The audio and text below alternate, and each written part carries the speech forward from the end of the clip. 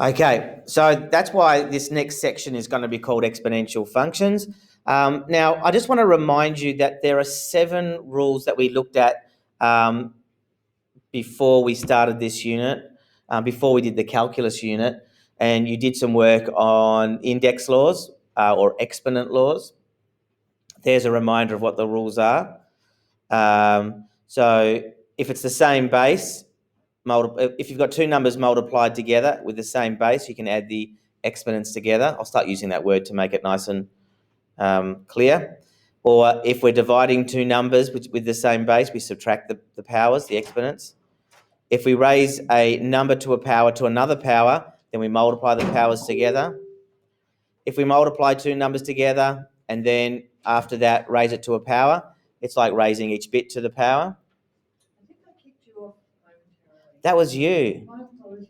No, thank you, because I'd forgotten to start recording my video as well, so it reminded me to do that as well, so it was good. Excellent. I Yep. just went, why is projecting in my classroom?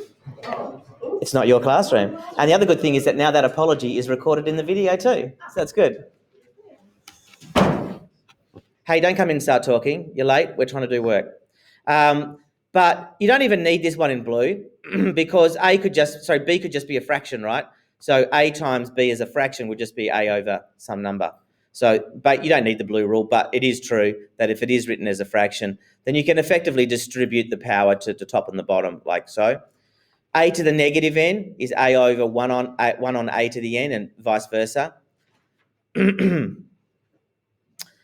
Again, the blue one is just really the same rule, but it's in a different position. And A to the power of a fraction would be the bottom number. The denominator would be the root of the root. So if n was 2, it'd be the square root. If n was 10, it'd be the 10th root. And the top number becomes the power inside. And then you can rationalize that a bit sometimes. And an offshoot of that is the more simpler A to the power of 1 on n is the nth root of A. Now, that's just with m equal to 1, because A to the power of 1 is A. I didn't write that down as a rule, but this one I just wrote down because it is something that we need to specifically remember. A to the power of 0, anything to the power of 0 is equal to 1. Okay, so those 7 rules are going to be used when we're tackling exponential functions. So over the course of today's lesson, you'll see these 7 rules used. Well, not all of them. You'll see some of these rules used when we're looking at how that affects our transformations of the exponential function. So, Finn, just fire up your laptop and get Desmos going. It's probably just really useful if you do some exploration yourself. You can see I've got a whole bunch of functions here in Desmos. I've just prepared them. I want you to construct them one at a time when I tell you to. And if you're watching this video for the first time, then you can just pause the video when I want you to draw it. So let's have a look at y equals 2 to the x. So, okay, here's a really basic question. What makes an exponential? I mean, don't look at the picture. Look at the graph, the function itself. Y equals 2 to the x. What makes this function different from other things we've looked at so far?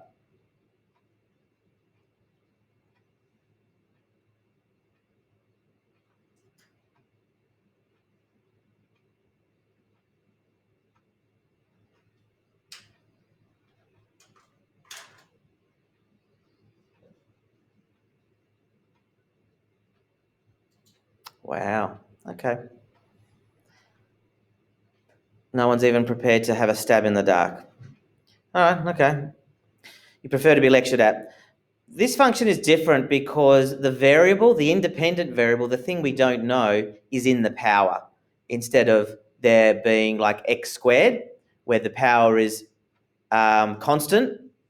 Now the power is variable. The exponent is variable. The power changes. And therefore, what we have is this beautiful looking graph where we have a lovely curve that basically says when x is small, when x is less than 0, we will have a negative number. Now, when x is a negative number, I hope you're following on. It's really going to annoy me if you're just doing your own little thing on your computer there.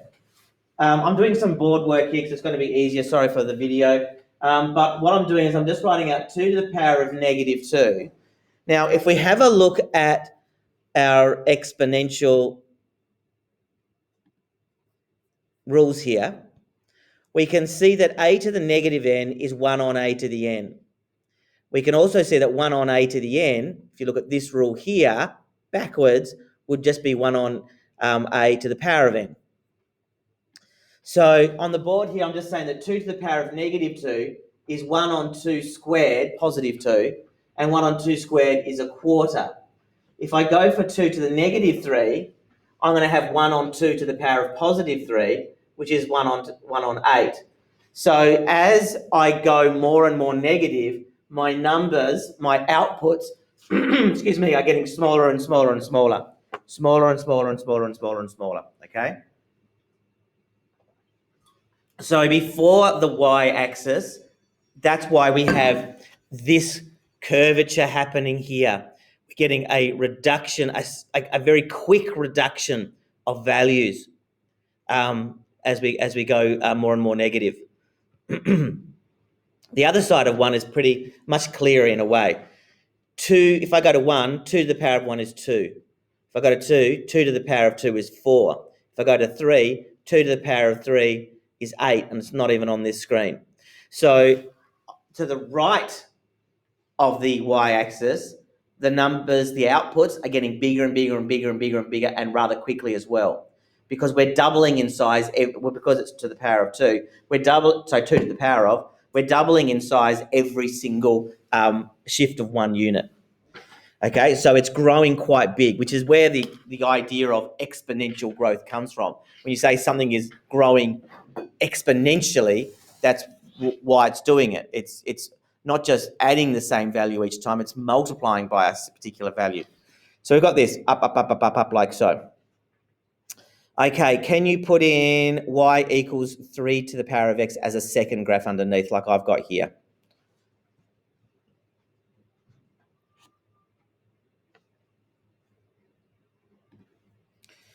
Okay, if you've done that, mine's the blue graph here. So I hope it kind of makes sense what you're seeing here, that the blue line here, which is y equals 3 to the power of x, basically the curves have the same basic shape, but it's growing faster to the right of the y-axis, and I'll give you the opposite of, does anyone know what the opposite of growth is? It starts with D? Yeah. It's decaying more quickly when x is negative. So you've got stronger growth and you've got stronger decay to the right and to the left of the y-axis. And what else do you notice? It's right there. There's nothing magical here. There's one glaringly obvious thing on that graph as well. Will? They both cross through 1, yeah. They both cross through 1. Is that surprising? Hope not. Why not? Thank you, Will. Yep. Anything to the power of 0 is 1. So without drawing it yet, what would you expect y equals 5 to the power of x look like, Finn? Perfect. Yep. Let's put it in just for the sake of it. So everyone type it in.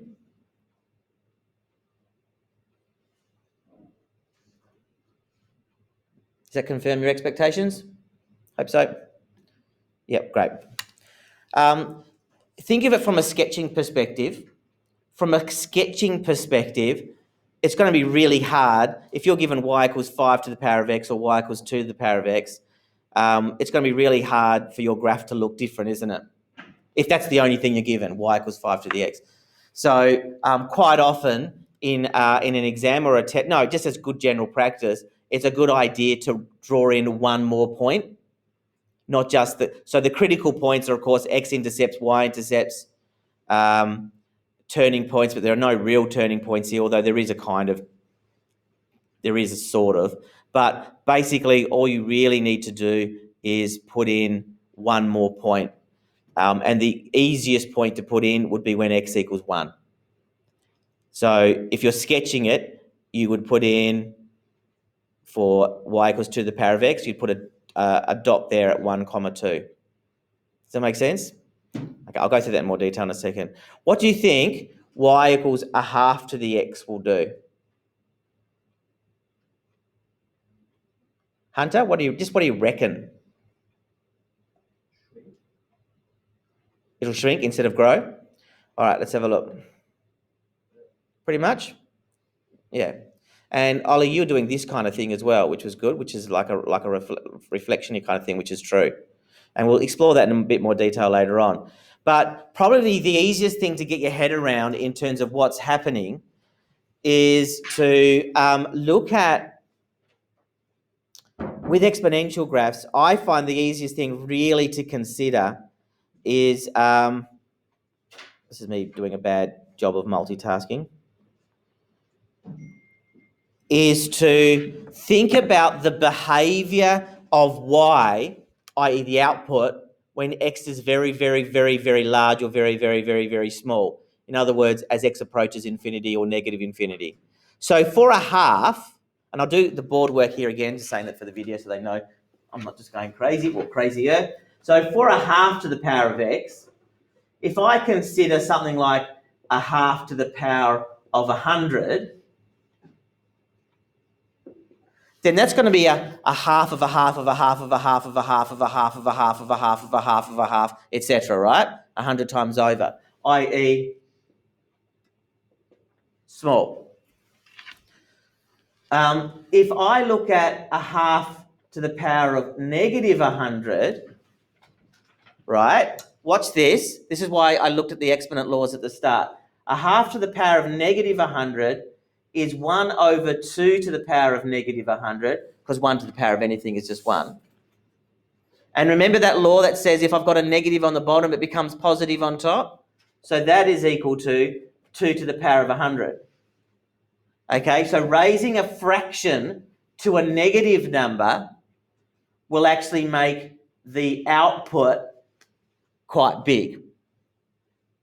So the behavior of x approaching negative infinity is that the output y is going to get bigger and bigger and bigger and bigger and bigger, which is why we have, if you just look from right to left, you've got it going bigger that way.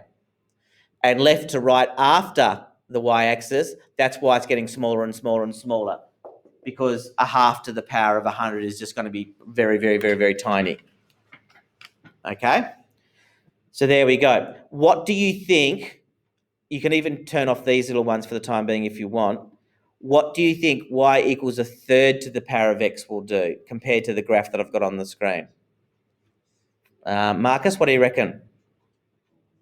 I think it will shrink faster. Shrink faster? Okay, let's see. So type it in for yourself. Yeah, we're just in Desmos, Callum. Yeah. Just a quick explore. Sorry, I couldn't find the part of what a different time. What did you draw? Oh, I did. Love that we're getting this on the video. Go on. Did 3 blockies and find. It's shocking around here sometimes. It really is. It's a I blame the students. So, did that confirm what you thought, Marcus? Yeah, we've got a flattening of the decay here. So it's decaying faster, like Marcus said. It is decaying faster here as well.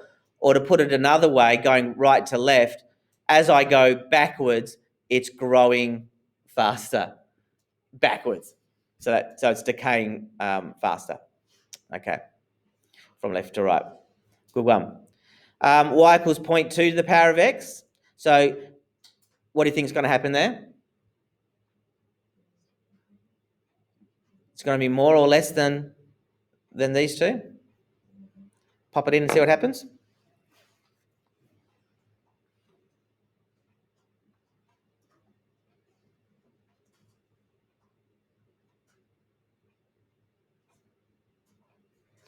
Okay, so there we go. It's a faster decay again. So in other words, we've got 1/2, 1/3, 1/5. So obviously, as it gets closer to 0 to the power of x, not 0, but if it gets closer to 0 to the power of x, then we're going to get a steeper and steeper decay. And obviously, as the number gets bigger and bigger and bigger, then it's going to get a faster and faster growth.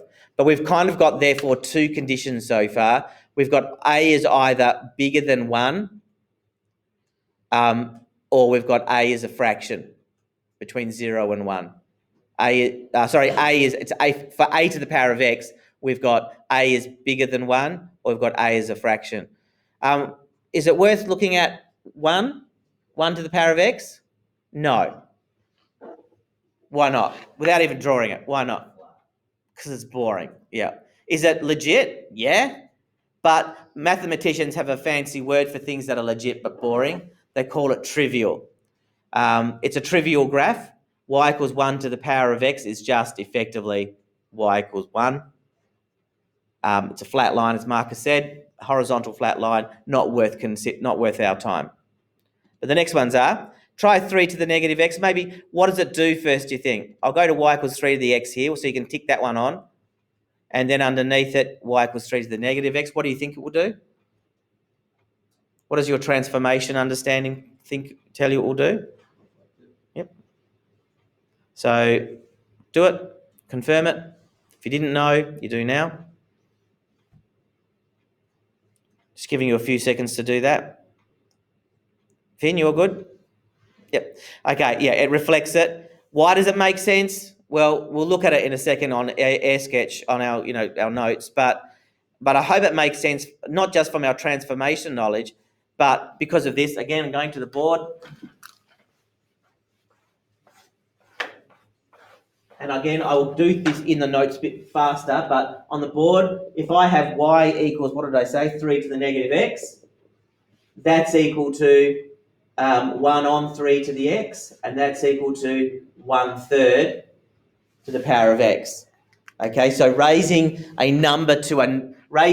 your power to negative x is equivalent to turning it into a fraction. So if you, hopefully you kept them, if you turn this on, you should find that these two lines match over each other. So I'll do it, but you can do the same thing yourself. There we go. I'll make that a bit thicker so you can see what's going on there.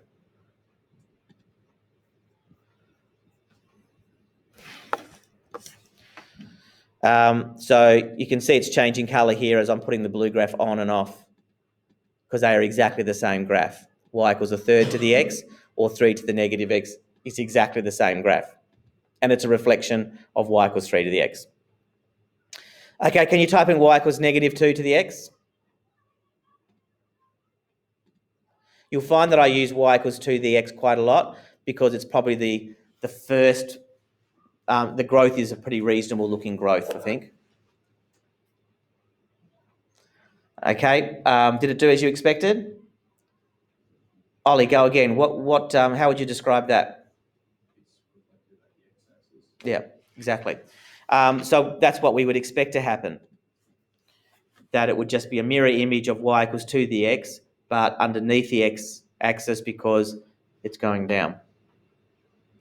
Okay, or every single value has been made negative, so it's going down. So that's that. I don't know how you would describe that. Would you describe that as exponential growth or decay?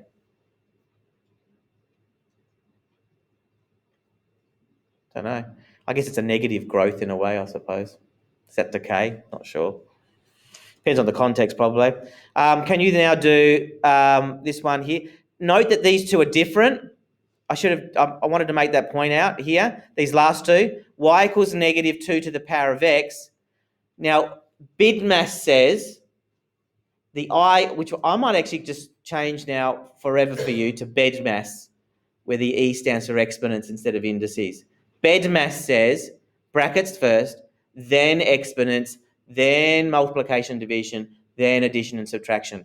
Each of those last two in order from left to right.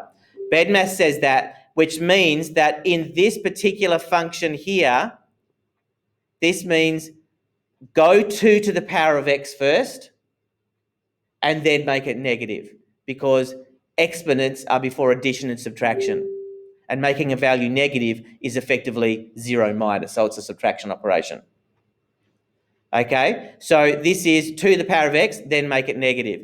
This is brackets first, so we evaluate -2 to -2 and then raise it to a power. So this is -2 to a power.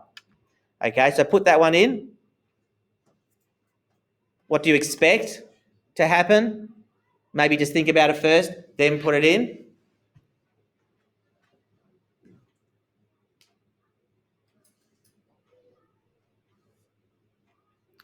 Okay, I hope yours was as exciting as mine. Did you get the same as me? Anyone get anything different? Mine's not showing up on it. Which is the same as me then? Oh, you got the right in. No? No. Can you see mine? If you can, your eyesight's better than mine because I'm pretty sure it's not on my screen. Sometimes it comes up though. When we define a function, an exponential function, we always assume a is greater than 0. Okay? In other words, it can't be negative.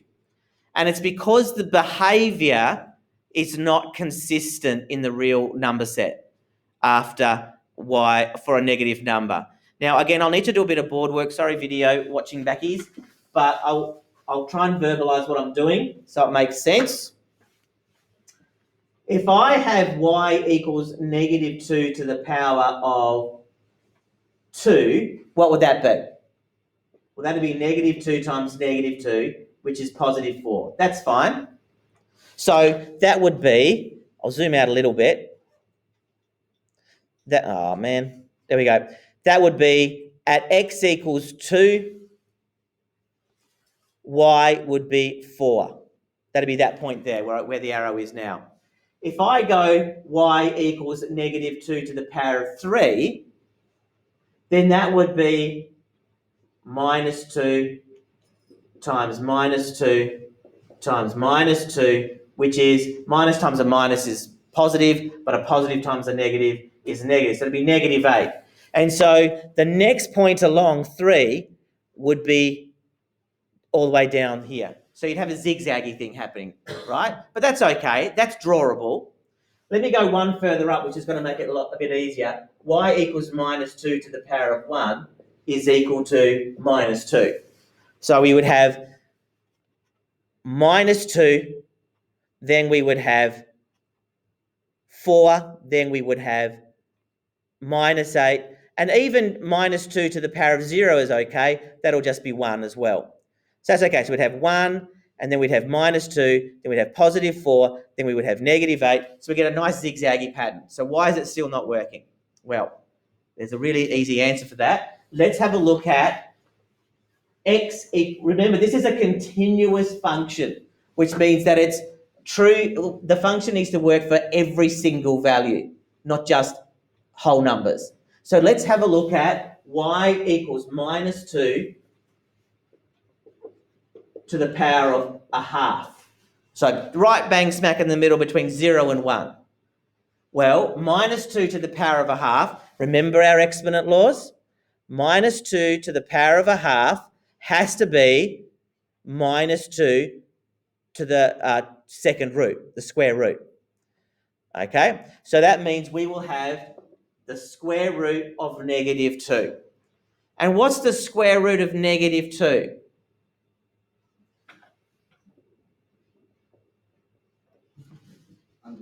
Yeah. It's undefined, does not exist in the real set, if you want to be really clear, because it does exist in the complex set of numbers. So it does not exist. So that means the cube root does though, but the fourth root doesn't.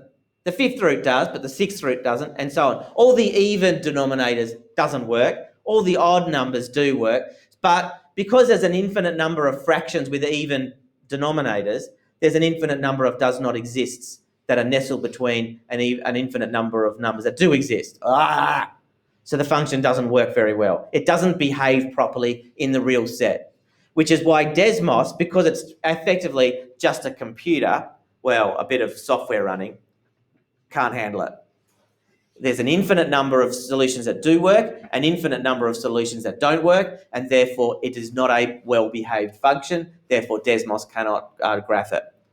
And from our perspective, there'd have to be a very good reason why we would want to try and deal with it anyway, because we would need higher order maths to work with it, okay? A non-continuous function. So long story short, I don't even think you would deal with that. I don't even remember dealing with that at university because it's just not necessary. So we would say that the exponential function is always defined for a value, for a base that is positive. That's it, that is positive. There's no point looking at a equals 0.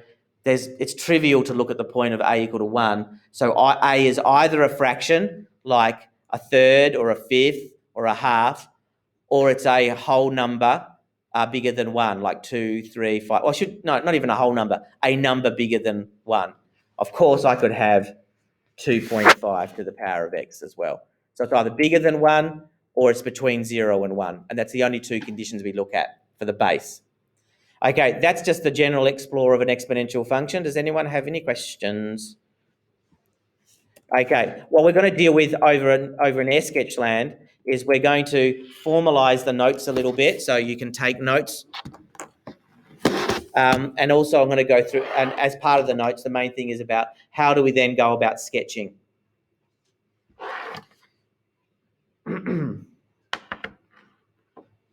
Okay, so here we go. Oh, I've probably taken so long it's, ended. I guess you don't have to take notes, but I think you're a bit nuts if you don't. There's quite a bit of writing on that first slide there, so and I might move faster than you, so you might need to come back to it potentially. Okay, is that okay down the back in terms of being able to read? Yep, Anna? Yep, cool. Okay, so the reminder of the laws are there. Maybe just to start with, though, I might just zoom up on that first bit here. So when it comes to sketching the graphs, you're basically just making a few decisions to help you work out what you're doing. And you'll see that as I go through the examples. So the first thing you ask yourself is A, this basically means, is A a fraction or is A bigger than 1? I guess importantly, I suppose, I didn't write this down, but note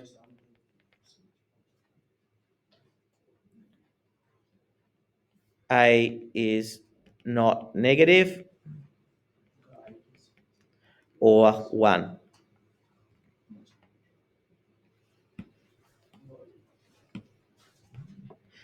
Okay, so A is neither negative nor 1. Okay, so you don't have to worry about that.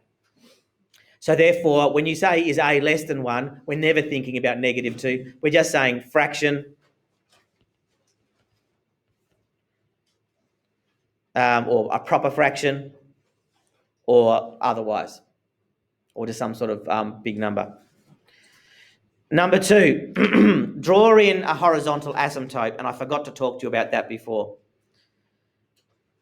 If you have a look back at the function, sorry, I will flick back to this in a second. I just forgot to talk to you about it. If you have a look back at each of these functions here, there's one other behaviour that we've noticed.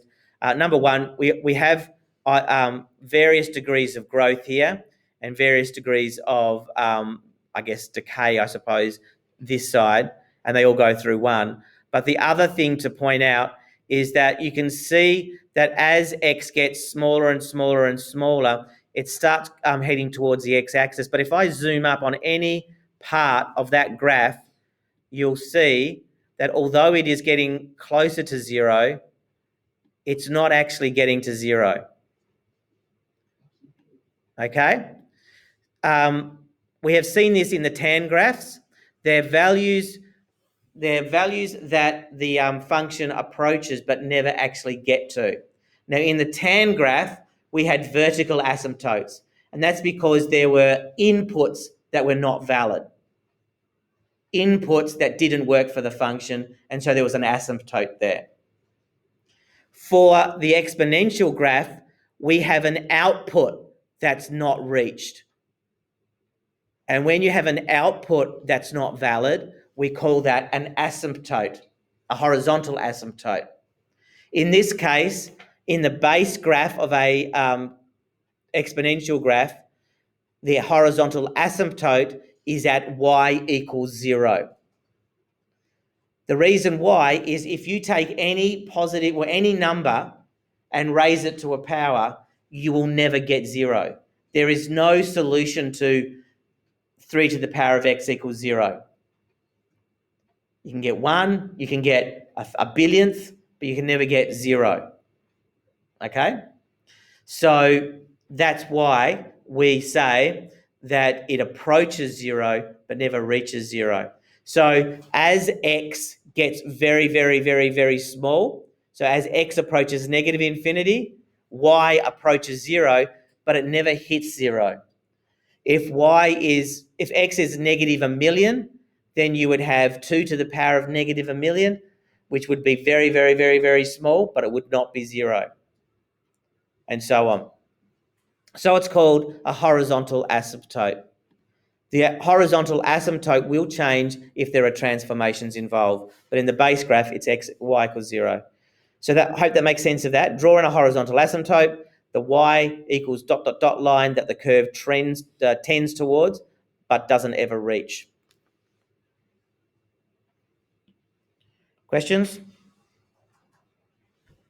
Okay, then you draw the curve. Now you can see the curve is either going to be a growth or decay curve, so it's just a matter of drawing that in. And I've said, that was for that bit there. Consider as x approaches positive and negative infinity. Draw the curve in, mark the y-intercept in. It's not always 1, but in the base graph it is. And 5 and 6 are solely to do with transformations. If there's a vertical translation, mark in the zeros or the x-intercept. There's only ever 1. They don't always exist, but they sometimes do. And number 6, if transformed, mark one other point. In fact, it's probably a good idea to do it always, to be honest. But yeah. Okay, so I'll leave that zoomed out now, and I'll just show you the graphing then. So following those 4 steps, we have y equals a to the x, where a is greater than 1. So we know that it's going to be a growth graph. Draw in the horizontal asymptote. I suggest if you can, draw it in a different color if you can. Use your ruler like I'm not about to. And I normally draw my asymptotes, whether they're vertical or horizontal, as a dashed line. So what is the horizontal asymptote? It's in the base graph, as I said, it's effectively the same as the x-axis. It's when y equals 0. So I'm just going to draw a dashed line across here and label it. Having a different color does help. So it's the value of y that the graph approaches but never actually hits. Okay, you can see here that as an aid to thinking, either in your head or literally on paper would be useful. You're going to see this a lot. As x approaches negative infinity, what's y doing? Y is approaching 0. That gives me my asymptote. As x approaches infinity, what's happening to y? Well, it's growing, so y is also going towards infinity. And when x equals 0, y equals... Callum? 1. Yep. So remember I said step 4 will be mark the y-intercept. So now I know my y-intercept. So remember, y-intercepts are always when x equals 0, what is y? So now I'll draw in my curve as best I can. And I hope you can see now why I've put step 4 after drawing the curve, because it means now that I've got it, now I can label it rather than labeling it and trying to hit it. So for a sketch, draw the line first, then and then label the axis so that it's always accurate, effectively. As long as you've got the right shape, you're good to go. Mine's probably a little bit flat, but anyway, it's basically right. There's no zeros, no x-intercepts. There's no need to mark any other point in, but you could do if you wanted to. So I could go, here is A, and this would be, here is 1, and this would be the point 1, comma A. Because A to the power of 1 is A. Okay, A less than 1. As x approaches negative infinity, what does y approach? Well, y is going to approach infinity, because as x approaches negative infinity, we're going to have a fraction raised to a negative number, which is going to flip it over to a whole number, which is going to make it bigger and bigger and bigger. So it approaches infinity. As x approaches infinity, y is going to get smaller and smaller because a is a fraction, so it's going to approach negative infinity. So we know that we're going to get this sort of this kind of graph here, a decay graph. And when x equals 0, y equals... Someone shout it out. Sorry, 1, yep. Okay. So then draw the x-axis in first. Sorry, draw the horizontal asymptote in first. Again, it's sort of given here. Sorry, I drew that wrong. Y approaches 0, doesn't approach negative infinity. Y approaches 0. So then we draw the graph in, and then we label our y-intercept. If you want to, and sometimes it's important to, pick a point like where A is, and this would be... Oh gosh, keep on getting around the wrong way. Sorry. Thank goodness it's the end of term. This would be the point 1, A again, as another point of reference. And that's the base graph done. So there's 2 base graphs. You're either going to get an exponential growth or you're going to get an exponential decay. Okay. Any questions before I move on?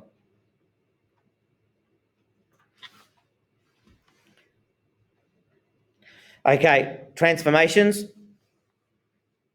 As usual, we have 3 kinds of transformations, and we've seen them on Desmos already, so it's just a matter of formalising what you do when you're sketching.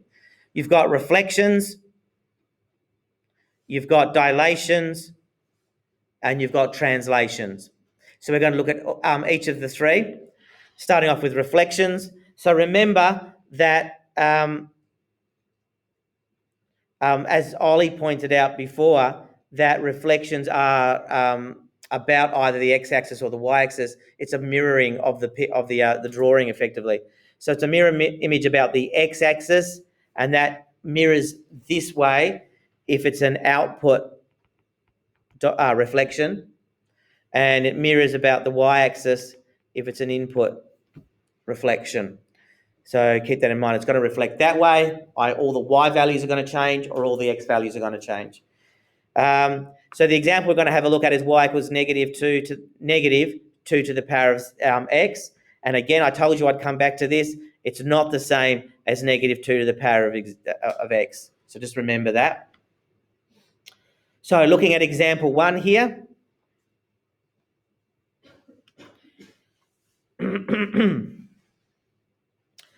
We just have a look at our 3 conditions, I suppose. So as x approaches negative infinity, what's y going to be approaching? Well, as x gets very, very, very, very, very small, 2 to the power of x is going to get very, very, very, very, very, very small, negative small, but nevertheless small. So y is going to be approaching 0. As x approaches infinity, y is going to approach what? So if I have 2 to the power of a larger number, sorry, Finn, you right? Somewhere else to be? Then don't distract me. 2 to the power of a really big number it's a really big number, but then we've made it negative, right? So we've got negative big number, so we're going to have y approaching negative infinity. Okay, in other words, what this tells you guys is that it's going to start over here and it's going to end over there. That's basically what we're told from this information. And when x equals 1, what does y equal? Someone shout it out, please. Sorry, Callum? When x equals 1, when x equals 0. When x equals 0, Callum's not right, but I was expecting a y equals 1 there. Thank you. So thank you for shouting it out, but he's not right. So someone correct him. Well, -1. Okay, so 2 to the power of 0 is 1, and then we make it negative. And so I won't write it in yet, but we're going to have a -1 here. And this confirms everything. Starts here, ends there, and it's going to have a y-intercept in here. If it was up here, we'd be in trouble because then it would be going like this or something random. So now I just draw it in. Draw my asymptote in. And remember, an asymptote is simply what value is y approaching but never reaching. So there it is there. Draw in the graph. Wrong colour. Like so, label like so. And if you want to, you could put in one more value. Now I've got 2 this time. So what's 2 to the power of 1? 2. So y is equal to -2. So using my scale here, I'm basically, you can see my scale is going to be dodgy now, but I can see that that point there, for example, would be 1, -2. And you can see that my graph's not scaled very well as a result. But anyway, that's an extra point in there. -1, sorry. Okay, any questions? Okay, example 2. Y equals 2 to the -x. So example 1 was a reflection about the x-axis. It was a reflection of the outputs. This is a reflection of the inputs. So we know that a reflection of the inputs will make the graph swing that way, right? It swings around the y-axis. So we know that if 2 to the x goes like this, which we know it does, then it makes sense that this graph is going to go like this. In other words, it's a decay graph. So a reflection of the inputs will turn a growth to a decay or a decay to a growth. And the reason why is what I'm going to go through now, because you could do this instead of this prep work first, instead of trying to figure out what -x means. We just recall that 2 to the -x is 1 on 2 to the x, which is a half to the power of x, or it's 0.5 to the power of x. So there's our fraction base now. So now we know we can just go, okay, so that's going to be a decay graph. So once we've done some algebra, we now don't have to worry about the reflection stuff. We can just treat it like y equals a fraction to the power of x, positive x. So we can just do that really roughly. X-intercept in, this is going to be 1. And at y equals a half, we're going to have a half and a half to the power of 1. Sorry, at x equals, why do I keep on doing this? It's because I'm rushing. When x equals 1, y is going to equal a half. So our one other point is going to be 1 comma a half. There we go. Any questions? Okay, moving on. Dilations.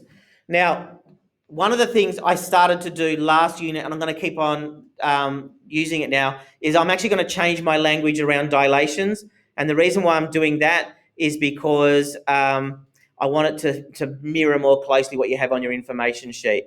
And yeah, I'll be totally honest with you. It's because the Maths IB course have a different language set, and it never clicked why the maths methods wrote it in the way they did until Julia explained it to me and went, oh, of course, that makes sense.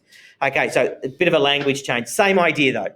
When you talk about dilations, you don't talk about dilated by 3 or +3 or -3. You talk about by a factor and remembering that so it's a scale. It's either a fraction or a number bigger than 1. It dilates it by squishing it or expanding it. And it squishes or expands this way, or it squishes or expands that way, vertically or horizontally. But in your information sheet, and the language I'm going to use now is in the direction as, or in the direction of. So it's in the same direction. So a dilation in the direction of the x-axis is an input dilation. What they're saying is that if your graph, and I'll just do a little sine graph so you can sort of see what I mean. If your graph is squishing up this way, then you are squishing towards the y-axis, but the squish, the actual movement of the squish, is parallel to the x-axis. So that's what it means. It's in the direction of the x-axis, or if you expand it, it's in the direction of the x-axis. That's what it means. So in your head, think it's like it's squishing or expanding in the same parallel direction as one of the axes. Similarly, this way as well, which I won't do, but it's parallel to the y-axis would be an output dilation. So change in language, which I'll use from now on, so it reflects your information sheet. Okay, you will need another point definitely for dilation. So here we have, it might be written as like that, y equals 3 times 2 to the power of x, or it might be 3 times and then in brackets 2 to the power of x. So both of those notations would be fine. So again, we would just go through this. When x is to the negative infinity here, so x is getting very, very, very small, this is getting really, really, really small. The fact that I'm multiplying it by 3 has no material difference to what's happening when x is really, really, really, really small. So we're still going to get small to big like we did before, okay? So as x is approaching negative infinity, y is still approaching 0. As x is approaching infinity, as x is getting really, really big, so is y.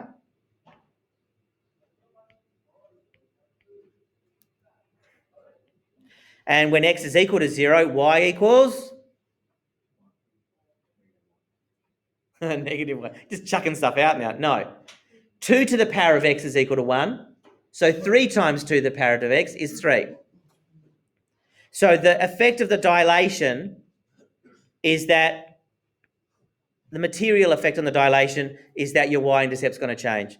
The same result though, put in the horizontal asymptote, y equals 0, put in the function,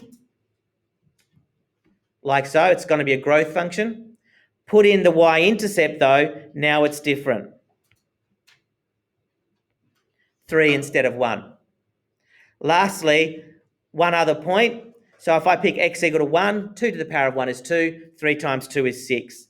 So I will get, again, I know my graph isn't scaled very well. That would be the point 2, 6.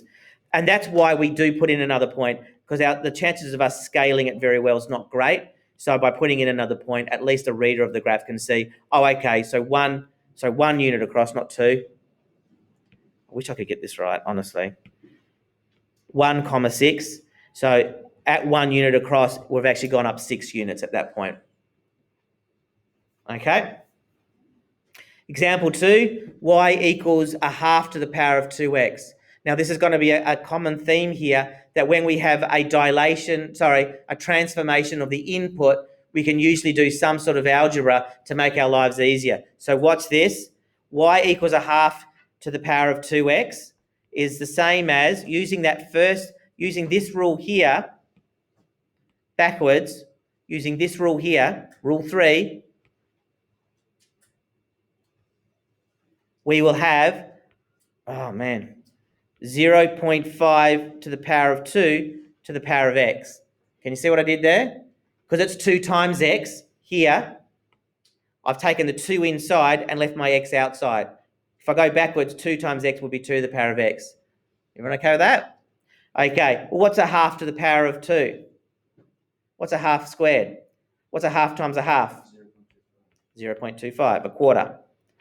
So in other words, I can do a quick bit of algebra, and now I've got my standard sort of growth or decay graph. In this case, it's decay, isn't it? So just conscious of time, I'm just going to quickly do it. Put my asymptote in. My asymptote hasn't changed. So there it is there, y equals 0. Draw my graph in because it's a decay graph, like so. Put in my y-intercept, which in fact hasn't changed. It's still 1, because a quarter to the power of 0 is 1. And one other point, so when x equals 1,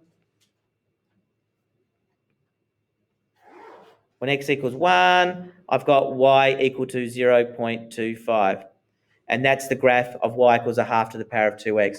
Sorry, I spoke for far too long, so I haven't got as far as I'd like to. So what I will do is at the other end of the break, we will go through translations.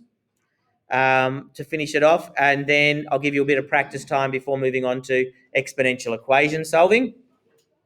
So that's what we'll do afterwards before moving on to logarithms.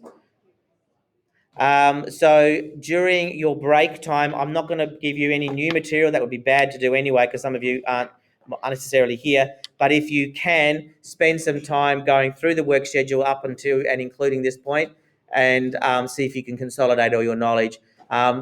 It'll be really beneficial to do that, because if you have a 2-week break and then come back, the chances are you're going to forget a whole bunch of stuff. So make sure you do keep on top of that. Have a great break, everyone.